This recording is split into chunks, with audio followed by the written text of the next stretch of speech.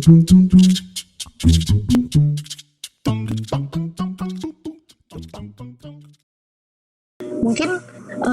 saya jadi penasaran sama desainnya Pak Glenn ketika kompetisi yang kemarin ini. Boleh Pak, mungkin kita lanjut dengan presentasi dari Pak Glenn mengenai kompetisi ini. Thank you Pak. Selamat presentasi Pak.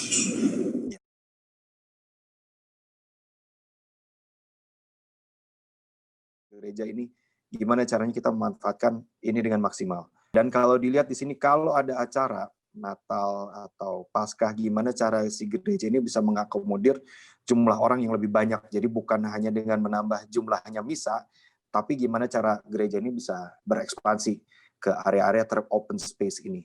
Jadi itu salah satu interest kita. Dan yang menarik, kota ini sekelilingnya ini jadi satu rangkaian ya, ruang-ruang untuk orang datang ke gereja. Itu yang saya lihat itu, karena jalannya tidak terlalu besar. Jadi kita lihat, oke, gimana kalau parkiran di depan gereja ini benar-benar kita pertimbangkan, bukan kita desain hanya sebagai parkiran, tapi sebagai expansion space ketika si gereja ini ada event yang besar.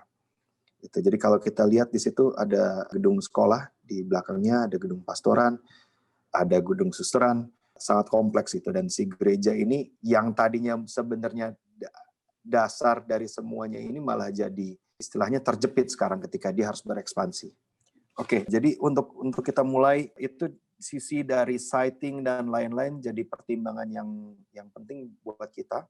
Jadi fleksibilitas di mana si gereja ini bisa dipakai untuk orang yang lebih banyak dan bagaimana si gereja ini bisa kita extend ya kehidupannya, karena kita tahu biaya untuk bikin gereja ini akan cukup tinggi. Jadi kita bisa stretch selama apa si gereja ini bisa mengabdi untuk jemaat-jemaat yang ada di sini. Kapasitas dia berapa lama? Apakah dia 5 tahun dan mentok lagi karena jumlah jemaatnya bertambah? Atau kita bisa kasih option-option di mana dia bisa expand banyak ruang-ruang yang bisa dipakai sehingga si jemaat ini mungkin kita bisa extend 10 tahun, 15 tahun dengan orang ya ada area outdoor, bisa dikasih cover atau apa. Itu jadi concern kita. Sebelum mungkin next move-nya adalah menghancurkan gedung-gedung yang samping dan mulai acquire tanah-tanah di sebelahnya ya. Oke, jadi dari situ kita coba itu secara fungsi. Nah, tapi ketika kita mendesain sebuah gereja ini, kita juga berpikir tentang simbolisme dan makna dari datang ke sebuah tempat yang suci gitu, atau tanda kutip arsitektur rohani. Di sini ada cerita dari Santo Kristoforus itu sendiri. Saya rasa untuk semua jemaat yang menjadi jemaat Santo Kristoforus mungkin tahu. Ceritanya adalah Santo Kristoforus ini dia orang yang kuat sekali secara fisik ya, besar orangnya, dan ketika itu dia mau nyebrang sungai, dia ketemu dengan seorang anak kecil. Dan anak kecil ini diminta untuk digendong oleh Santo Kristoforus ini menyeberangi sungai itu. Dan ini menurut saya bukan untuk kita terlalu membuat ini menjadi sebuah mitos atau sesuatu cerita yang kita coba hadirkan secara literal ya. Karena jadi saya tertarik bukan karena si anak ini digendong terus cerita anekdotnya ini yang lebih kita fokuskan, tetapi cerita bahwa pertemuan, jadi Santo Kristoforus ini ceritanya ketika dia gendong anak ini dan bawa anak ini menyeberangi sungai, dia merasa berat sekali si anak ini, padahal hanya anak kecil, padahal dia orang yang kuat. Dan ketika dia sampai, dia baru tahu bahwa ternyata anak itu adalah Tuhan Yesus yang bilang bahwa ini adalah beban yang dibawa. Dari situ, dari pertemuan itu, Santo Kristoforus ini berusaha untuk hidupnya didedikasikan kepada Tuhan secara penuh sampai dia mati. Nah, di sini saya tertarik pada satu, kalau kita harus buat sebuah gereja, saya rasa ini kejadian ini jadi kejadian yang menjadi pivotal point, jadi sesuatu yang saya mau hadirkan. Kenapa? Ini cerita bahwa mungkin bukan Santo Kristoforus, tapi setiap orang, siapa aja kita akan punya momen pertemuan yang unik dan pribadi antara kita dengan Tuhan. Saya rasa setiap orang yang percaya kepada Tuhan, mereka di satu titik dalam hidup mereka mengalami experience ini ya.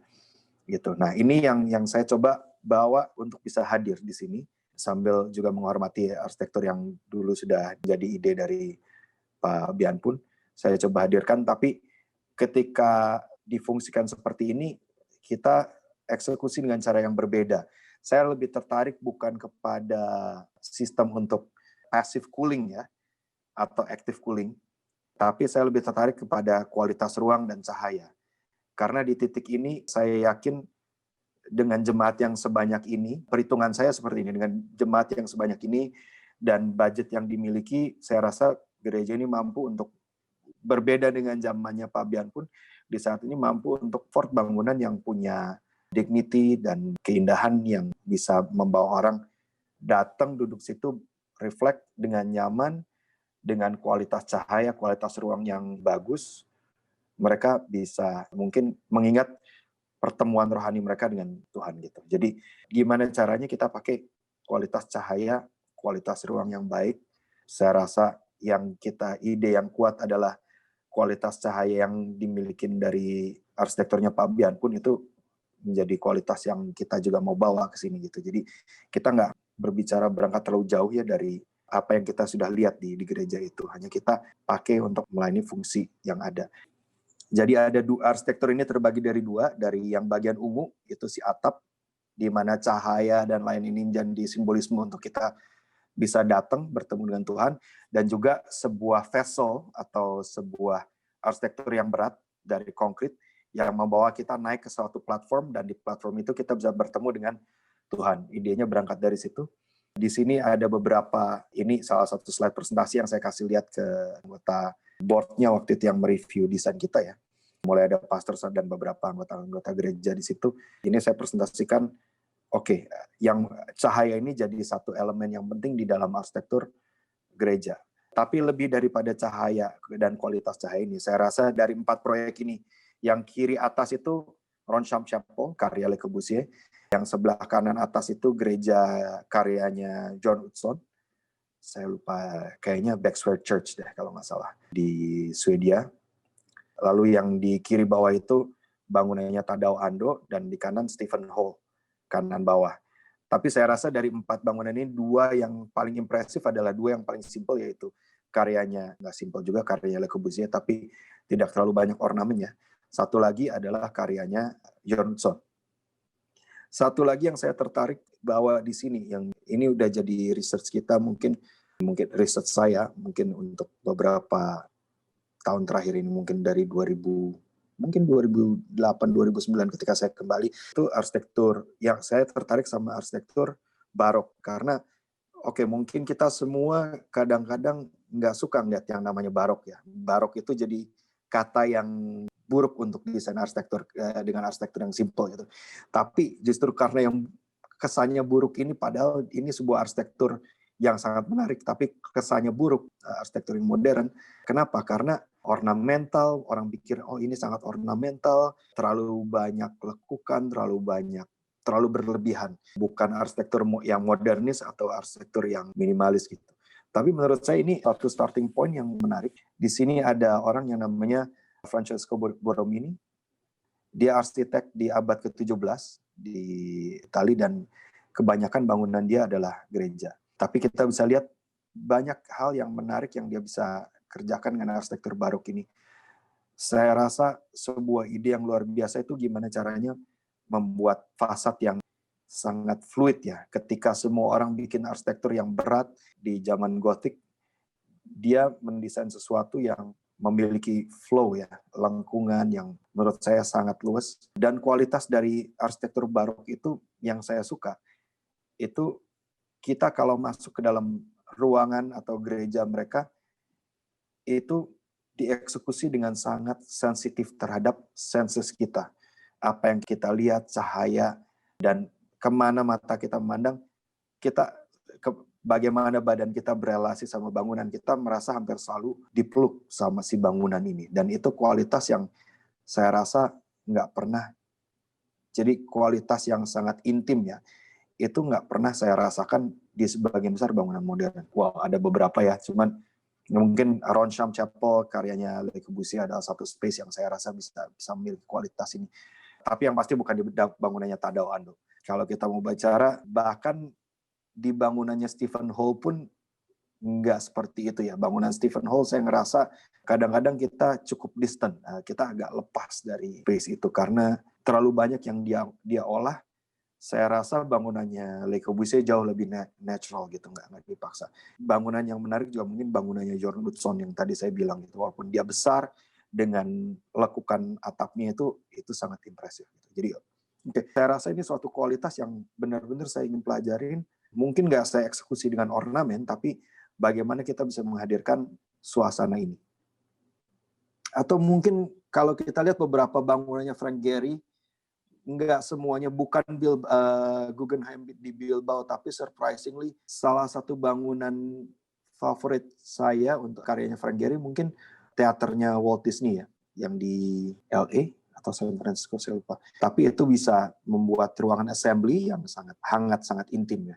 Nah, ini adalah karyanya Borromini, jadi dia terobsesi sama geometri dan bagaimana caranya geometri ini bisa dibuat. Gimana masing-masing geometri ini selalu berhubungan. Dan tapi di luar daripada obsesinya terhadap geometri, dia nggak pernah kehilangan sense of scale, skala manusia, relasi antara manusia terhadap ruangan, terhadap setiap lekukan. Dan bangunan ini bukan bangunan yang besar, tapi bangunan yang sangat intim. Kembali lagi kita lihat di zamannya itu, kita bisa ngelihat dia bisa ngambil material yang berat, dia bisa bebaskan jadi sesuatu yang liquid, flowing. Dan ini yang saya rasa jadi entry point untuk masuk ke desain arsitektur modern ya. Kalau kita lihat dari bangunan dia, di desain dari plafon ini, yang dia utamakan satu adalah cahaya, dan dia master ya dalam membawa cahaya masuk ke dalam bangunan dan mentransformasi si cahaya itu menjadi tekstur yang dia tangkap dengan geometri-geometri yang dia bikin ya, relief-relief yang dia bikin. Jadi menurut saya mungkin ini hal-hal yang kita nggak banyak pikirin sebagai arsitek di zaman sekarang gitu. Tapi ketika kita berbicara tentang sesuatu space yang memang spesial ya, bukan ruang kerja, pasti kita nggak akan eksekusi seperti ini gitu, yang namanya kita desain kantor. Tapi ketika kita bicara monumen, ruang ibadah, saya rasa kita harus kembali lagi mereview semua hal-hal seperti ini dan bilang ke diri kita, sebenarnya apa sih kontribusi arsitektur modern? Apa sih kontribusi arsitektur yang barok seperti ini gitu. Dan ini menurut saya sebuah space yang sangat inspiratif ya kalau kita lihat plafon ini. Ya, ini relief yang dia bikin. Jadi kesadaran untuk merubah geometri menjadi sesuatu yang 3 dimensi dan berpola dan punya relasi satu sama lain, itu jadi sebuah, ini effort yang luar biasa saya rasa ya. Tapi ini yang membuat arsitektur itu juga jadi powerful gitu. Ketika kita sekarang berbicara, oke, nggak perlu ada ornamen dan lain-lain. Ketika kita melihat arsitektur di Indonesia, sebagian besar yang dilakukan adalah ornamen, kisi-kisi atau apapun yang kita lakukan dengan segala cara sebenarnya juga ornamen juga. Cuman apakah ornamen yang ketika kita bikin sebuah komposisi tanpa kita memikirkan asalnya dari mana, hanya kita bikin komposisi yang enak gitu. Itu juga sebenarnya kita sudah berornamentasi di bangunan kita gitu kan. Komposisi material, komposisi kembali saya lihat sekarang banyak screen dengan berbagai macam atau bahkan kerawang-kerawang roster yang kita bikin, kita susun dengan cara macam-macam. Itu hanya beberapa contoh di zaman sekarang, tapi sebenarnya itu juga ornamentasi. Nah, sekuat apa sih ornamen yang kita bikin ini gitu? Apa relasinya terhadap arsitektur kita? Itu mungkin beberapa hal yang harus mulai kita pikirin kalau ketika kita mau bikin bangunan yang punya nilai yang tinggi. Dan ini jadi salah satu karakter setiap kita mendesain bangunan institusi. Bagaimana caranya kita mengontrol semuanya sehingga semuanya punya meaning, semuanya punya arti yang kuat gitu. Dan nggak random. Apa yang kita desain bukan dari sesuatu yang kembali kita lihat di sini, ruangan dari Borromini. Mungkin kalau kita duduk di bawah plafon ini hanya lihat ke atas aja, kita bisa duduk berjam-jam dan untuk nikmatin kualitas cahaya dan lain-lain. Gitu. Ini ruangan-ruangan di bawah. Oke, jadi ketika kita mulai, ini salah satu sketsa pertama kita. Di sini ketika kita mulai mendesain, kita lihat memang kebetulan di situ area banjir, jadi kita ngelihat bahasa ini sebenarnya cukup baik gitu, tapi ketika orang masuk gereja itu sebagai tempat untuk kita bisa bertemu dengan Tuhan, bisa diselamatkan, orang bisa naik ke si gereja ini, dan pengalaman naik ke si gereja ini jadi sesuatu yang penting. Image ini mulai jadi referensi yang kuat. Kalau kita lihat foto di kiri adalah lukisan mengenai bahteranya Nuh ketika Tuhan bilang, naik ke bahtera, bawa semua binatang dan lain-lain untuk diselamatkan gitu. Nah, ini saya rasa salah satu simbol dari gereja juga. Jadi ini yang kita coba bawa. Dan saya mulai suka ketika, arsitektur ini mulai punya, bukan hanya ide gerejanya, ide dari Santo Kristoforus tadi, tapi lebih ke esensinya itu pertemuan dengan Tuhan. Terus kita bisa bicara, salah satu simbolisme yang kuat adalah simbolisme bahtera. Ini juga jadi salah satu ide. Jadi bangunan ini punya multiple meanings, dan ini yang saya harapkan ketika orang datang dan masuk ke gereja ini, mereka justru punya inspirasi yang baru setiap kali datang ke sini. Mungkin mereka melihat aspek-aspek ruang-ruang yang baru, melihat bentuknya dengan cara yang baru, mereka masuk lewat tangga-tangga yang saya rasa kita coba buat intim seperti tadi, membuat mereka mengalami suatu ruang di mana mereka bisa berefleksi dulu sebelum masuk ke ruangan assembly yang besar ya, ke hall-nya dari gereja ini. Itu yang saya harapkan bisa didapat. Ya, ini beberapa sketsa-sketsa di awal. Di sini ini diagram utama kita. Jadi volume yang dibutuhkan untuk gereja ini bisa ada di situ sebenarnya sangat besar, dan begitu kita taruh volumenya, kalau dia dalam bentuk yang kotak, itu udah nggak enak semua relasi ruangnya ya. Jadi terhadap si gedung pastoran udah mepet sekali, dengan di depan gedung pastoran itu ada tangga. Jadi kalau kita lihat di sini ini ada tangga yang tinggi sekali, itu mepet, nggak enak. Jadi solusinya adalah kita berikan bentuk yang soft untuk bertemu dengan bangunan-bangunan sekitar ini gitu. Jadi kita buat bangunan yang bentuknya sifatnya oval. Kenapa dia oval? Karena kalau lingkaran yang pasti enggak, oval itu masih ada directionality-nya ke altar, ya, di mana di sini adalah rotasi altar. Si tower salib yang ada dengan lonceng itu kita integrasiin dengan si bangunan gereja ini karena udah nggak ada space lagi. Dan ketika kita sudah bentuk oval ini, dia ada posisi yang dia makan ke area parkir, itu nggak apa-apa karena kita akhirnya gereja ini pun kita angkat lebih tinggi daripada zona parkiran. Kenapa? Karena zona untuk gereja ini saya rasa penting untuk orang keluar daripada kebisingan dan lain-lain. Saya rasa dengan gereja ini diangkat lebih tinggi juga, ketika orang ada di dalam ruangan itu juga lebih fokus dan lebih solemn ya, ada serenity dan solemnity.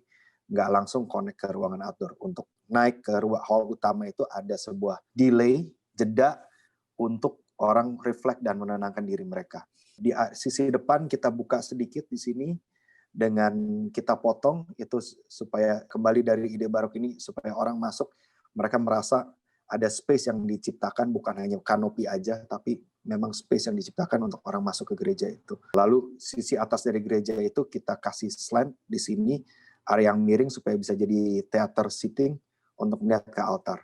Jadi kira-kira ini satban yang kita buat untuk si gereja ini. Kembali ini sangat mepet dengan bangunan-bangunan sebelahnya. Jadi kalau kita lihat sini denah atap, dia bangunannya sebenarnya ada slantnya ke bawah ya. Nanti saya ada model, mungkin saya bisa kasih lihat modelnya. Saya nggak tahu ini kelihatan atau enggak. Tapi bangunan ini punya sedikit slant ke atas. Jadi ketika kita lihat, mungkin kalau kita pikir ini dia mepet di sini, sebenarnya dia nggak terlalu mepet karena penampang atasnya lebih besar. Atap yang menjadi ide utama kita, dan area backdrop dari altar ini dengan tower ada di sini. Jadi gerejanya di lantai ground floor kira-kira seperti ini. Kita masih coba fungsikan bagian bawah gereja ini sebagai parkiran, walaupun nggak terlalu efektif, tapi seenggaknya motor, mobil masih bisa ada di situ. Ketika dia ada event yang lebih besar, parkiran ini kita tutup, kita masih bisa jadikan ruangan di bawah gereja ini menjadi ruangan ibadah dengan monitor di sisi depan. Jadi kalau dibayangkan kita masih bisa taruh monitor di sisi depan sini, dan orang bisa duduk di ruangan-ruangan ini, bisa dipakai jadi area untuk kursi-kursi. Kembali, jadi ini sebenarnya sebuah area optional. Sisi depan dari gereja ini yaitu si area volume di depan ini kembali hanya untuk ini yang akan dipakai orang sehari-hari. Dia kita desain sebagai sebuah device ya untuk membawa orang ke pengalaman ruang yang untuk transisi untuk mereka masuk ke hall. Dan tentunya ada beberapa tangga. Jadi ada beberapa tangga kita lihat di sini yang bisa di mana orang bisa masuk ke gereja ini memiliki pengalaman ruang yang berbeda dengan pengalaman ruang yang di depan gitu. Jadi kita taruh beberapa tangga, kita desain dengan pengalaman ruang yang unik, tapi di saat yang sama ini juga berfungsi sebagai egress. Jadi untuk egress kita juga ada 2 tangga lagi di depan yang bisa dipakai juga untuk orang masuk. Dan semua ini kita consider dengan pengalaman ruangnya dari tangga-tangga ini. Jadi kita lihat di sini, ini adalah main hall dari si gereja. Ada 1 layer ruang di atas, yaitu ruangan ini itu adalah balkonnya, di mana orang bisa duduk di lantai 2. Anyway, di sini kita bisa lihat di potongan ini, di mana si bangunan ini punya balkon di lantai 2 dan tempat duduk yang seperti teater di atas. Kita juga bisa lihat ada area dak beton di sini, di sekeliling gereja yang gunanya adalah untuk mechanical, jadi satu untuk mechanical, tapi kedua adalah untuk jadi kita bisa bawa orang ke atas dan dia sebetulnya bisa jadi salah satu tempat untuk jalan salib di atas ini, jadi roof deck ini. Satu untuk mechanical dan maintenance dari jendela-jendela yang ada di sini karena cahaya masuk dari masing-masing ini konsep yang kita ambil dari Pak Bian pun. Ketika dia taruh beton, kita bukan untuk dia lebih fokus untuk ventilasi. Menurut saya kita akan fokus ini untuk kualitas cahaya. Lalu udara panas itu tetap akan berkumpul di atas di area yang merah ini. Jadi kita tetap melihat, oke, gimana kalau kita taruh exhaust di sini dan di sini. Kalau kita taruh exhaust untuk bantu keluarkan udara panas itu. Tapi kita rasa tetap dengan jumlah orang seperti ini, air conditioning tetap jadi fokus utamanya ya dari gereja ini. Oke, di sini kembali lagi ya. Ini tadi area parkir, area jemaat, dan ini area teater gitu. Jadi dengan balkon dan teater. Jadi dengan balkon dan teater ini kita sangat terbantu punya space yang cukup buat tempat duduk. Dan selalu pertanyaan mereka, gimana kalau orangnya nambah lebih?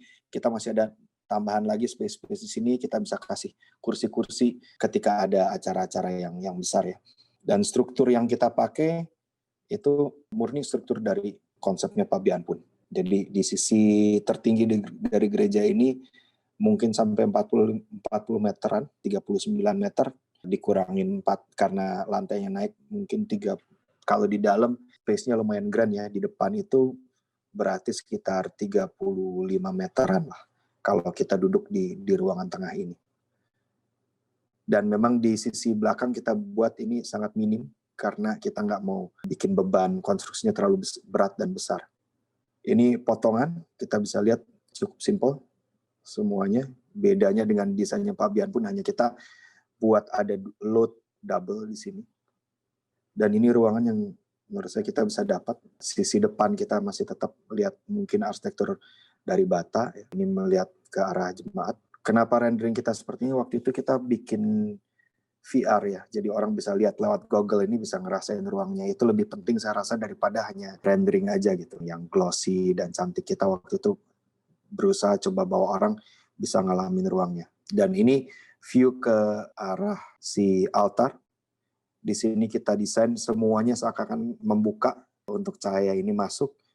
Material yang kita waktu itu propose untuk dinding belakang ini, either kita pakai onyx atau printed glass, atau stained glass ya, yang punya properti yang bisa menahan cahaya matahari. Jadi kalau dibayangin ini, saya ada maketnya. Ini kira-kira seperti ini.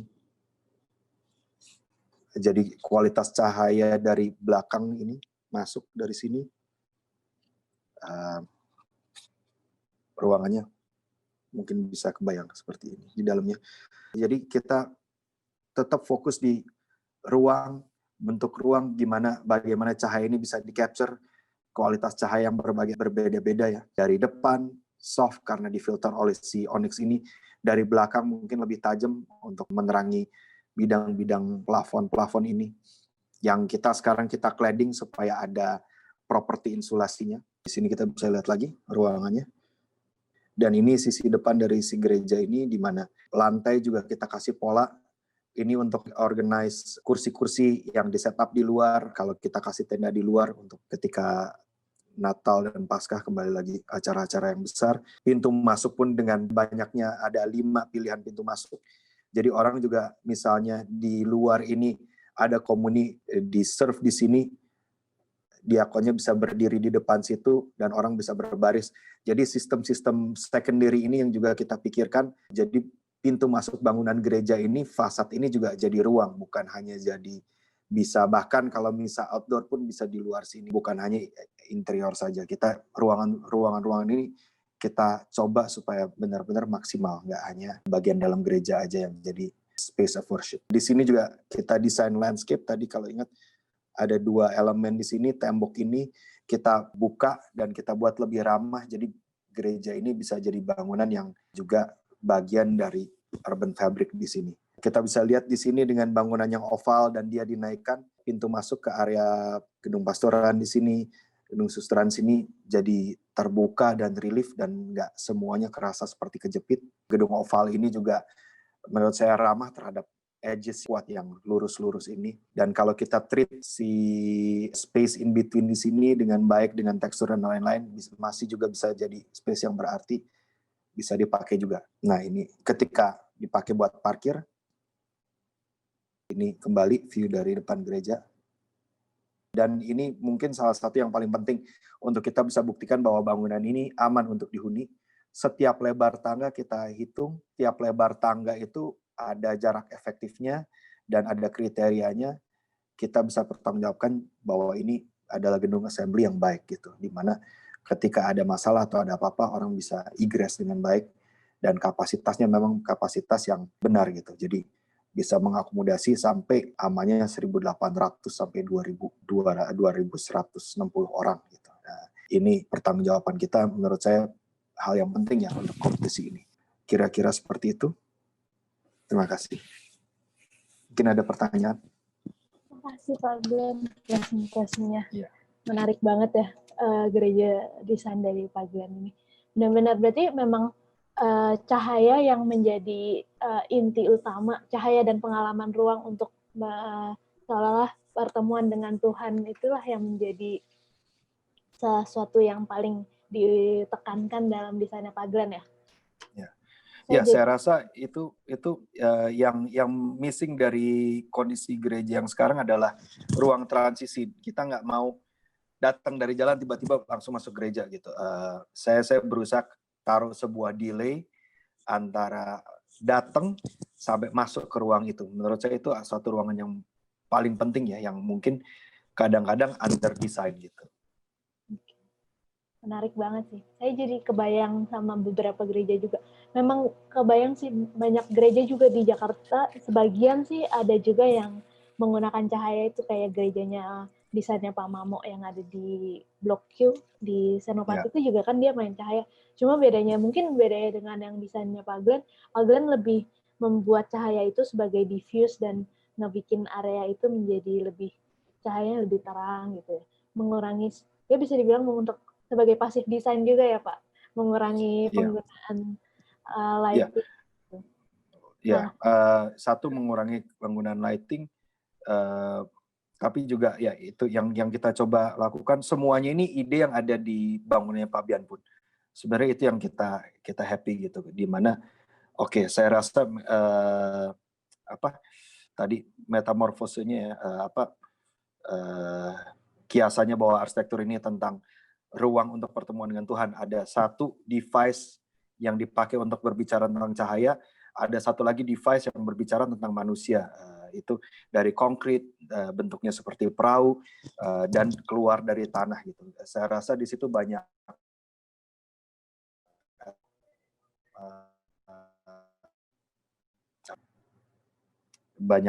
ide-ide poetik dan kiasan-kiasan ya tentang yang sangat alkitabiah gitu, manusia datang dari tanah. Kalau kita bahkan di Alkitab pun sebenarnya kalau kita baca Kejadian dibilang God is light, Tuhan itu adalah cahaya gitu, karena cahaya itu datang dari Tuhan gitu kan sebenarnya. Dan di banyak hal kalau kita bicara tentang Tuhan secara alkitabiah, dibicara selalu diinterpretasikan dengan cahaya gitu. Itu yang saya rasa, karena itu arsitektur cahaya di dalam gedung-gedung gereja ini jadi sesuatu yang sangat penting. Romantismenya ya Pak berarti. Iya. Nah, saya punya pertanyaan iseng nih Pak. Oke. Menurut Pak Glenn, desain Pak Glenn yang Bapak bikin ini dengan desainnya Pak Bianpun, mana sih desain yang lebih baik gitu? Saya nggak berani bilang lebih baik dari punya Pak Bianpun. Saya rasa agak susah bicara itu ya, karena kembali menurut saya, satu, desain saya nggak menang gitu, jadi saya nggak bisa bilang ini desain yang baik. Mungkin isunya saya nggak tahu apa, saya nggak tahu interestnya apa. Ini yang sebenarnya saya pengen lebih tahu gitu. Saya juga dalam proses mau belajar gitu. Kalau secara eksekusi bangunan ini menurut saya totally executable. Secara struktur dan lain-lain kita udah coba mengerti. Oke, challenge-nya apa, ruangan yang besar di tengah gitu kan, dan lain-lain. Tapi itu kita udah bisa resolve gitu. Secara biaya betul nggak murah bangunan ini, tapi kita ngelayanin 2.000 orang gitu. Dan ini bangunan yang kita harapkan punya makna yang lebih, karena harapan kita kan ini akan stay lebih lama gitu. Jadi ketika kita udah mulai punya masa yang sebesar ini, dan saya rasa juga sangat capable lah untuk gereja untuk membangun ini, kenapa nggak kita spend yang wise, yang baik untuk jangka waktu yang lama. Jangan diburu waktu. Waktu itu juga concernnya adalah waktu. Saya rasa jangan juga diburu waktu, karena apa? Kita nggak pernah tahu yang namanya waktu untuk bangunan sekaliber ini. Ketika ada COVID mungkin kita berhentikan. Ketika bangunan ini dibangun asal-asalan, selalu ada masalah juga, itu kan lebih mahal akhirnya gitu. Dan dampaknya untuk jemaat juga kecewa, datang ke gereja terganggu, itu juga sangat nggak menguntungkan ya. Sangat, itu kerugiannya jauh lebih besar gitu. Saya rasa ketika kita berbicara tentang gereja, kerugian kita nggak bicara kerugian material, tapi spiritual juga ketika kita kehilangan space untuk beribadah dengan baik gitu. Jadi banyak perhitungan-perhitungan yang menurut saya berbeda-beda ya. Nah, ini yang saya coba selesaikan di sini. Ini berbeda dengan kondisi di saat Pak Bianpun mendirikan gereja ini gitu, saya rasa gitu. Jadi kalau dibilang mana yang lebih baik, saya rasa nggak bisa dibandingin. Kita nggak bisa pakai itu untuk jadi sebuah pertanyaan. Tapi pertanyaan yang baik. Wah, jadi menarik nih. Berarti Pak Glenn juga kayaknya mencari di mana diskusi nih. Nah, kita buka aja ya Pak diskusi mengenai gereja ini. Siapa teman-teman mungkin kalau misalkan yang ada pertanyaan boleh ditulis di kolom chat atau ditanyakan langsung, boleh cara terbuka gitu. Atau dari Cianis ada tanggapan juga gimana gitu. Udah ada Jocelyn di kolom chat. Oh ya. Ada tanggapan dari Pak Emmanuel. Presentasi desain yang menarik Pak Glenn, dari sisi bentuk masih menampilkan spirit dengan desain Pak Bianpun yang ditambahkan efek kualitas cahaya, simbolik, dan tentunya teknologi. Saya jadi penasaran apa komen dan masukan para juri terkait desain ini. Wah, menarik nih Pak. Kira-kira apa nih komennya? Dari juri apa Pak? Ketika Pak Glenn presentasi. Oh, pertanyaannya ke saya. Ketika itu sih, mereka mungkin, saya nggak tahu ya. Jadi saya ngerasa udah ada diskusi-diskusi sebelumnya yang saya nggak tahu mereka diskusinya apa. Yang pasti mereka sih bilang menarik, ya pasti gitu. Mungkin lebih banyak mereka lebih banyak sibuk karena ngeliatin ada market, ada VR goggle yang bisa dipakai waktu itu ya. Kita nggak tahu gitu. Terus terang saya justru nggak gitu banyak tahu. Tapi kalau saya ngelihat dari desain yang sekarang mereka pilih, itu rasanya memang desain yang terasa jauh lebih executable. Ketika dieksekusi itu mudah gitu. sebenarnya menurut saya ini juga nggak susah dieksekusi, cuman butuh orang-orang yang lebih punya nyali aja untuk di sisi konstruksi yang bisa ngebedah ini sama-sama. Sebenarnya bangunan-bangunan ini quite simple. Dibandingin dengan bangunannya Pak Bian pun juga saya rasa level kompleksitasnya kita harus ngecor lantai aja yang dinaikin ke atas sama si balkon itu. Sisanya atap itu sangat-sangat simple. Gitu. Saya lihat ada Pak Undi. Pak Undi mungkin ada komentar. Tumben udah lama nggak dengar suaranya. Halo Pak Glenn. Halo Pak Undi. Yes. Sorry nggak ikut utuh, tapi sepotong-sepotong lah ya. Mungkin yang jadi perhatian saya adalah tarik-menarik antara unsur fungsi dan unsur simbolik pada perancangan arsitektur gereja. Ya, tadi mungkin Pak Glenn sudah menyampaikan berusaha balance lah ya, atau malah kalau cuma sekilas banget malah aspek fungsionalitasnya yang kemudian jadi banyak. Ya tentang tarik menarik antara itu secara umum saya pengen tahu komentar Pak Glenn ya, aspek fungsi dan aspek simbol dalam perancangan arsitektur gereja. Ya benar Pak. Ya. Sorry, silakan. Ya terus pertanyaan iseng tadi, desain mana yang lebih baik antara desain Pak Glenn atau desain almarhum Pak Bian pun gitu ya.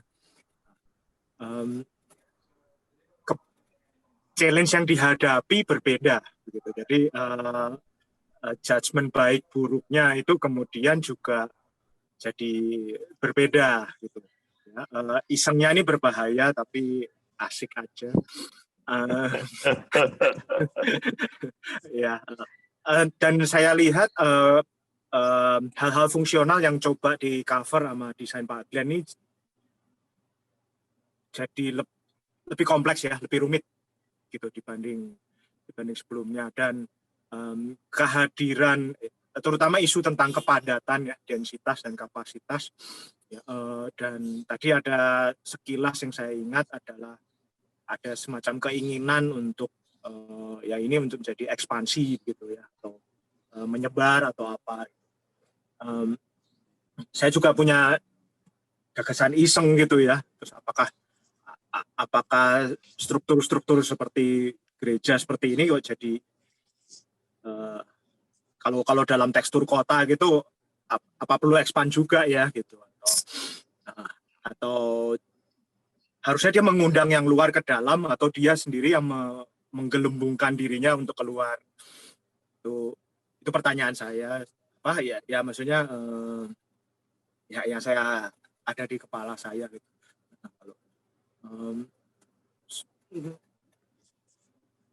Dan kalau negatif nih ya, bukan bermaksud negatif tapi terus kepikiran negatif.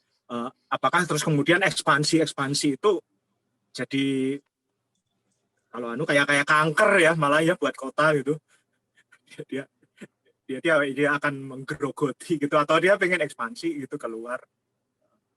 Jadi ya itu pertanyaan lain juga ya, struktur-struktur semacam ini dengan pemaknaan seperti ini dengan kehadirannya pada komunitas yang tentu berbeda pada tiap konteks. Lagi persoalan fungsionalitas ini ya, daya tampung, keinginan untuk makin melayani makin banyak orang, ya tentu populasi manusia juga akan makin bertambah, komunitas umatnya juga berkembang, gitu. Itu yang diharapkan. Jadi lagi-lagi balik ke concern saya tadi, bisa terkait dengan aspek fungsionalitasnya dan simboliknya, ya, fungsi-fungsi atau arsitektur gereja ini mesti disikapi seperti apa sih? Mungkin itu, Pak Den, terlalu panjang komentarnya tadi. Happy aja. Saya rasa menarik. Ya. Ya, oke. Mungkin ada tanggapan sedikit dari saya untuk pertanyaannya Pak Undi tadi. Ya, dan pertanyaan tadi tentang tanggapan juri ya. Ini nyambung.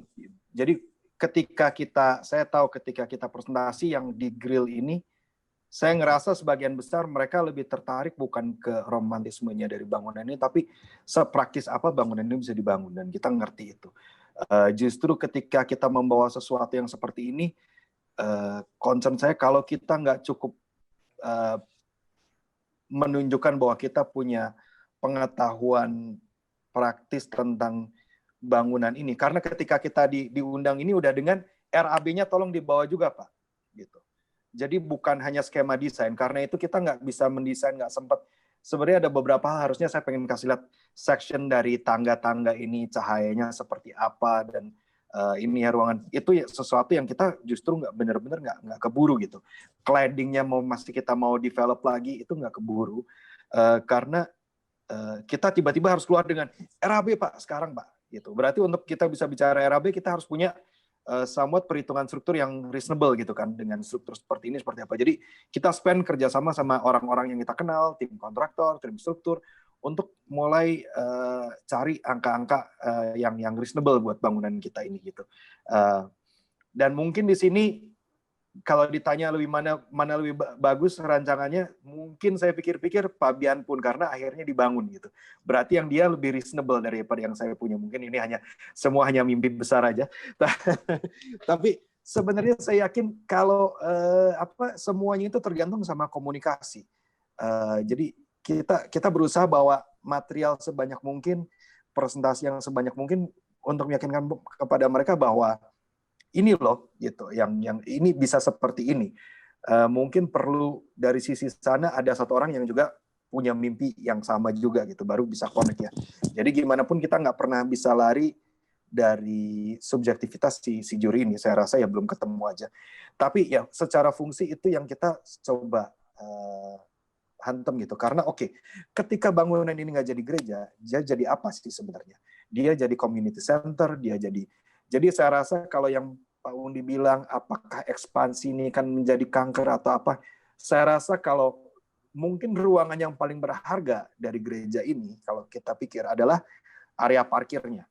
Karena di situ seperti kita tahu yang namanya gereja Katolik, kalau ada acara, ada basar, ada ekspansi dari acara sekolah segala macam pasti pakai ruangan-ruangan ini gitu. Jadi ide bahwa gereja ini kita angkat ke atas, bawahnya it's actually communal space yang bisa dipakai sekolah dan lain-lain. Saya rasa kalau ini cancer tergantung gimana kita ngerjainnya. Kalau dia ruangannya hanya jadi void dan hanya untuk gereja, saya rasa itu justru bisa detrimental gitu.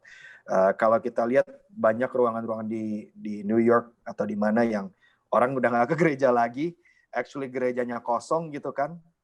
Jadi hanya jadi spaces aja gitu yang jadi void gitu, sampai dirubah jadi bar di satu titik buat orang party gitu. Malah itu lebih berguna sebagai communal space. Tapi saya rasa kalau kita mungkin kita juga harus lebih sensitif dan lihat selain dia bangunan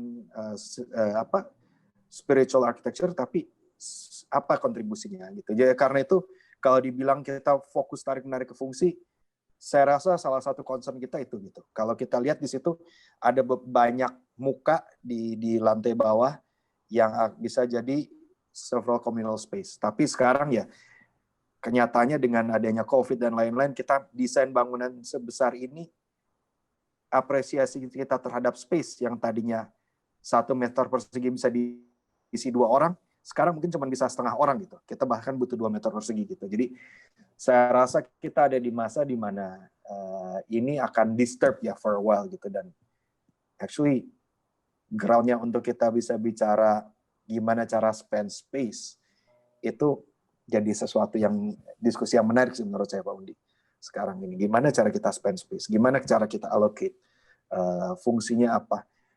Yang saya tahu sekarang di-challenge semua. Semua pengetahuan saya actually di-challenge semua untuk yang namanya arsitektur untuk assembly ini. Apakah masih ada assembly building untuk sementara ini? Ya tetap akan ada sih saya rasa. Cuman ini titik yang paling challenging, dan karena itu kalau ada ide yang namanya multiple function atau gimana caranya menyikapi flow, ruang-ruang untuk flow ini dengan baik, itu hal yang lebih penting. So maybe it's more important kita ngedesain bagian-bagian yang kadang-kadang kita anggap nggak penting. Loading dock, tempat parkir, itu jadi area-area yang harus kita pikirin dengan matang.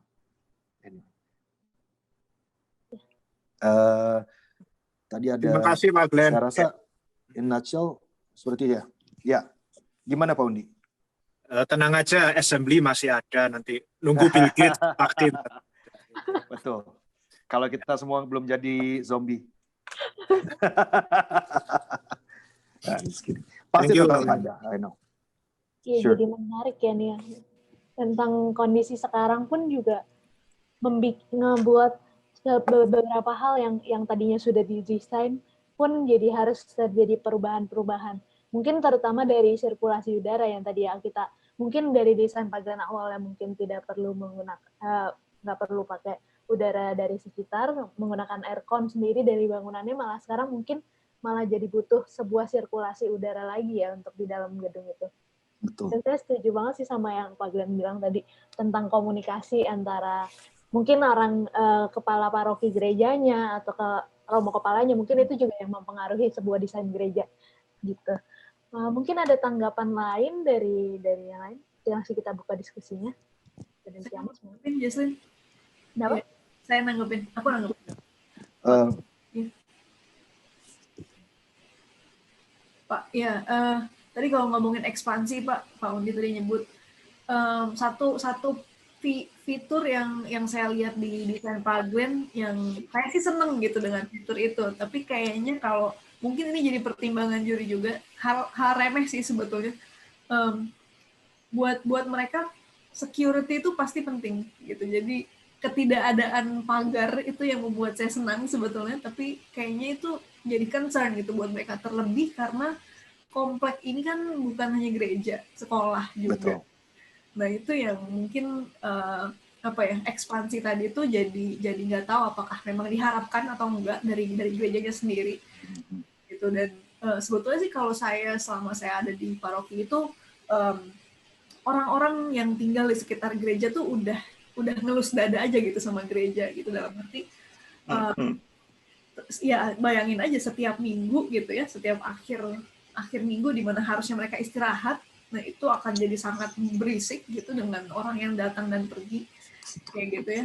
Nggak tahu sih ini saya sendiri nggak tahu apa pendapat mereka pribadi dengan gereja gitu. Rasanya itu sempat jadi pertanyaan sih. Itu sempat jadi concern juga. Tapi ketika kita presentasi ini, saya pikir saya tahu in reality ujung-ujungnya mereka minta pagar ini itu.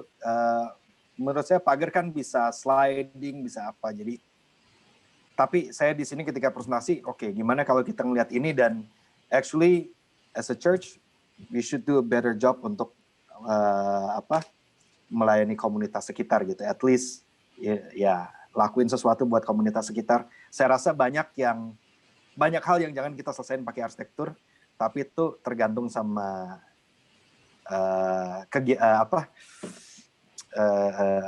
energi dari anggota-anggota gereja ini untuk reach out ke orang-orang sekitarnya gitu. Jadi, tapi saya nggak bisa bilang itu, cuman ideally kalau menurut saya gimana kalau ini ada space. Ketika orang-orang ini saya rasa kalau space-nya bagus dan mereka welcome untuk duduk nongkrong di situ ya, pohon-pohonnya kita arrange lebih bagus di area parkir, dan ini jadi semacam park, anak-anak di sekitar situ juga silahkan mau main di situ. Gimana cara kita berbagi gitu? I think that's the best idea kalau menurut saya ya, dengan yard yang gede. Karena itu yard di depan itu dengan ini diangkat, itu kita harus kembaliin gitu ke komunitas. Sebagai orang Katolik juga saya rasa itu one of the best way untuk melakukan itu. Bukan semuanya lewat arsitektur yang kita pagerin, kita tutup ya. Mungkin ada sekat-sekat di sisi belakang ke area di belakang itu kan ada lapangan ya kalau nggak salah di belakang gereja persis. Nah di situ di mana mungkin kita lebih protect kita. Tapi preaching dari gereja ini, dan sebenarnya kalau sampai satu titik, istilahnya bukan saya mempropos supaya orang bakar gereja. Kalau sampai ada rusuh dan ini, let it be gitu loh. Menurut saya gitu. Karena in any way, salah satu nilai yang kita harus ambil di dalam bangunan seperti ini adalah melayani komunitas gitu, dan itu kan bukan sesuatu ide yang baru untuk dibakar atau dibikin jadi martir gitu. So dan yang namanya resource uang itu akan kembali lagi. The more mungkin agak fatalis, tapi saya rasa nggak tahu ya, bukannya saya agree untuk itu, cuman saya intinya bukan saya mempropos silahkan bakar gereja gitu, tapi at the same time ini adalah fasilitas untuk manusia, ini adalah tanda kasih Tuhan ke manusia istilahnya gitu. So gimana kalau kita balikin dan pakai itu untuk serve komunitas yang ada, buat semua orang lebih bahagia, punya kehidupan yang lebih baik. Saya rasa it's the best we can do. Anyway. Iya, setuju Pak. Potensial sekali sih yang area depan itu buat communal space, karena memang jarak antara gedung gereja kita, area gereja ini pun juga sangat padat ya, padat penduduk sekali ya. Betul. Menarik banget. Masih kita buka, mungkin ada lagi yang mau berdiskusi dan berkomentar. Mungkin sambil nunggu, saya ada sedikit yang menggelitik saya tentang area yang didesain Pak Glenn nih Pak. Sebenarnya yang agak saya penasaran, di area depan itu sebenarnya kan di altar, Pak Glenn menggunakan struktur utamanya untuk menjadi seolah-olah salib gitu. Kenapa? Saya penasaran kenapa nggak dilempar ke atas, maksudnya diletakkan di atas aja si salib itu, tapi malah didekatkan dengan si altar. Gitu. Apa ada alasan tersendiri nggak sih Pak? Gitu. Lebih ke struktur bangunan sih. Jadi kita berharap si salib, ide sebenarnya ada satu ide di mana yang kita coba ekspor, si struktur si salib ini bukan hanya hiasan aja, tapi dia juga benar-benar literally jadi semua yang ikut bangunan ini jadi satu gitu. Jadi ada ide struktur itu. Kalau kita lihat struktur si salib itu kan dia, mungkin ada di sini ya. Dia actually jadi balok yang ikat si bangunan ini di sisi depan. Sorry, agak miring. Ini kita pengennya dia actually nyambung ke balok sekeliling ini gitu. Jadi secara structurally dan kalau kita expose, dia jadi sesuatu yang meluk si bangunan ini dan ngikat si bangunan ini jadi satu gitu. Itu salah satu interestnya, dan hal-hal seperti ini menurut saya, kembali kalau kita ngerjain arsitektur gereja seperti ini, buat saya maknanya banyak gitu. Nah, orang bisa duduk di situ, orang bisa ngerasa, mungkin orang ngerasa dia ada di salib itu juga yang memeluk dia gitu, untuk dia ada di situ gitu ya. Ada ide-ide ini menurut saya yang kita nggak boleh kehilangan setiap simbolisme ini gitu di desain arsitektur ini. Anyway, kira-kira gitu. Menarik. Oke. Mungkin Yanis ada tanggapan lagi dari Pak M tadi yang sudah ditanggapi oleh Pak Glenn pertanyaannya. Apa mungkin ada tanggapan lagi Pak Emmanuel? Ya, mungkin komen sedikit ya. Dari ya mungkin agak dilematis juga ya. Mungkin tadi kata Pak Glenn kan terkait bangunan ini bisa dibangun atau tidak ya. Mungkin lebih ke apa itu kemudahan dalam pembangunan ya. Tapi mungkin di sisi lain saya ngelihat mungkin ada hal yang sifatnya lebih apa ya, pragmatis ya. Apalagi kan gereja ini kan berada di permukiman padat ya. Mungkin di satu sisi gereja pun mungkin yang sekarang biar kita mudah izin ya untuk perizinan, gereja pun diharapkan tidak terlalu menonjol gitu dari sekitarnya. Kalau misalnya walaupun ya lihat dari desainnya Pak Bian pun kan memang sangat menonjol ya dari segi bentuk gitu, tapi ada konteks lain gitu terkait apa ya mungkin masyarakat sekitar yang mungkin berbeda agama gitu, di mana gereja kalau bisa jangan ditampilkan terlalu berlebih gitu ya. Mungkin itu sih yang saya lihat gitu. Kalau soalnya kemarin diskusi dengan beberapa warga gereja gitu, yang diminta untuk supaya IMB biar keluar adalah bangunannya ketinggiannya pun dibatasin gitu. Alasannya ya itu, salah satunya adalah agar tidak terlalu menonjol itu. Mungkin itu sih Pak. Mungkin betul. Mungkin betul sih itu. Cuman saya rasa dengan briefnya mereka di 2000, kita mau bikin nggak menonjol segala macam, mereka nggak bicara itu sih. Brief itu, unfortunately mereka nggak sampein gitu. Bener sih. Jadi kalau memang briefnya itu, mungkin kita approach-nya mungkin agak berbeda ya. Tapi saya rasa makanya kita harus bisa kembali, menurut saya kuncinya supaya ini nggak jadi sesuatu yang seperti itu, actually desain ruangan-ruangan communal space-nya itu yang harus ditawarin ke warga gitu. Saya rasa kuncinya juga itu gitu. Jadi saya nggak tahu, kembali ini ada social issue ya yang memang sangat sensitif. Jadi kita juga nggak bisa bilang juga sih terus terang. Iya, oke. Thank you Pak Endang, Pak, atas tanggapannya. Ini mungkin ada lagi dari peserta yang lain yang udah mendengarkan presentasi Pak Glenn. Ada yang mau menanggapi? Ya? Mungkin biar seru mau kuis dikit buat Pak Glenn. Jadi saya mau Pak Glenn, saya mau tanya terus Pak Glenn jawab cepet ya Pak. Nah, oke. Biar seru dikit. Oke, pertanyaan pertama. Mungkin pertanyaan cuma ada 3 sih sebetulnya. Oke. Siap-siap Pak. Oke. Pertanyaan pertama, kan desain awal Pak Bian pun itu undakan gerejanya hanya ada 3 Pak. Di desain Pak Glenn kan lebih dari 3, mungkin ada sekitar 6. Nah itu kenapa? Yeah. Karena lebih besar gerejanya. Jadi lebih panjang ya? Dia lebih panjang. Volumenya lebih panjang. Yes. Oke, nice. Jarak antar struktur yang jadi concern kita. Oke. Nah, yang kedua, kalau saya lihat kan yang di belakang, yang menghadap ke arah barat, yang jadi belakangnya altar, itu kan sebetulnya menghadap ke arah barat, Pak. Nah, di belakang altar itu, tepat, tadi Pak Glenn juga sempat bilang, itu adalah lapangan. Jadi dia sebetulnya nggak ada bangunan di situ ya. Berarti kan cahaya bisa masuk, kalau sore dia bisa masuk. Berarti di bayangan saya ketika misa sore gitu, misa jam 4:30, itu kalau lagi sunset tuh akan masuk tuh cahaya dengan panas yang cahaya barat. Itu gimana menurut Pak Glenn? Pendapat Pak Glenn? Kita sempat bicara tentang itu, solusinya ada 2. Satu, kaca yang ada di belakang itu kita selesaikan dengan onyx, dan di dalamnya ada kaca lagi. Jadi ada 2 cara. Dia sebagai screen yang semi transparan, di dalamnya ada kaca lagi, double glaze seperti itu. Itu actually sempat kita bicarain di juri. Keren Pak. Oke, next. Pertanyaan terakhir. Tadi juga sempat ngobrol sama Pak Undi tentang kalau dalam konteks sekarang gitu. Nah, kalau dalam konteks sekarang ini dari desain yang kemarin itu kan sebetulnya Pak Glenn buat dalam konteks yang beberapa bulan atau tahun lalu ya. Kapan sih Pak sebenarnya ini kompetisi? Lupa saya 2018, 2017 saya lupa saya.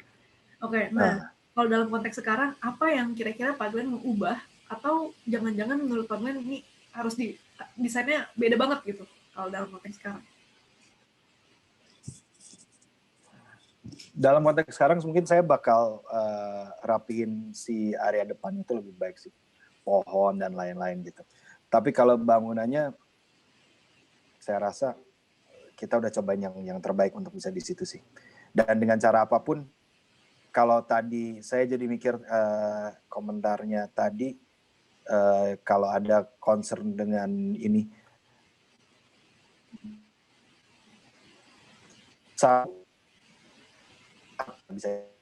tawar sih, itu yang jadi ciri khas bangunan ini kan, gitu. Jadi saya ngerasa apapun yang kita lakukan bakal cukup tinggi bangunannya. Tapi kalau jadi dari bangunan gereja mungkin udah maxed out. Yang saya rasa kita harus lakuin ya itu, gimana cara bangunan ini serve komunitas sekitar dan jadi bagian dari urban fabric. Itu mungkin area-area depan saya akan spend waktu lebih banyak di pagar. Actually. Okay. Kita pernah actually menang kompetisi gara-gara kita desain loading dock-nya. Keren. Gara-gara loading dock, actually gara-gara kita bikin research, jadi setelah semua research yang kita pelajarin, yang kita harus lakuin apa? Perbaikin loading dock-nya. Oke. Dan itu bisa ngerubah fungsi bangunan dan lain-lain, tiba-tiba berubah semua. Iya, keren Pak. Udah habis pertanyaan saya. Gitu. Oke. Aku balikin ke Jaslin, gimana? Oke, menarik banget tuh ya. Dari pertanyaan Cianis itu. Cepet banget lagi Pak Glenn jawabnya. Keren. Cepet banget jawabnya, keren banget. Oke, mungkin atau ada anak mungkin mahasiswa atau teman-teman yang mau bertanya mengenai ini kan diskusinya berhubungan dengan sayembara kompetisi. Ada juga kalau misalkan ada pertanyaan-pertanyaan yang berhubungan dengan sayembara dan kompetisi juga boleh langsung ditanyakan. Karena katanya terakhir di kampus itu sempat ada acara show off ya Cik namanya. Iya Pak, jadi belakangan ini mahasiswa lagi kesukaan ikut kompetisi Pak. Gitu. Jadi mungkin ini jadi salah satu referensi juga buat mereka approach buat bikin kompetisi itu gimana. Gitu. Jaslin mungkin pertanyaan dari mahasiswa mungkin nanti bisa kita tampung aja. Kita udahin dulu siang ini gitu. Oke, terima kasih Pak Glenn dan semuanya sudah hadir di acara ini. Mungkin saya kasih sedikit kesimpulan dari apa yang udah tadi kita bahas ya. Jadi kesimpulannya mungkin desain Pabian pun dan juga desain Pak Glenn yang Gereja Santo Kristoforus ini dua-duanya mungkin adalah desain yang terbaik pada konteksnya masing-masing, konteksnya pada zaman dulu Pak Pabian pun mungkin untuk memasukkan udara dan juga grandnya dari si area yang altar yang ada di tengah itu, sedangkan Pak Glenn mungkin lebih memasukkan romantisme cahaya dan suasana ruang untuk merasakan pertemuan dengan Tuhan itu sendiri, karena zamannya sudah berubah dan juga kondisi konteks yang sudah berubah yang arsitektur pun harus menyesuaikan hal tersebut dengan hal-hal tersebut, apalagi sudah ada semakin kompleks dengan adanya perkembangan di lingkungan sekitar itu gitu.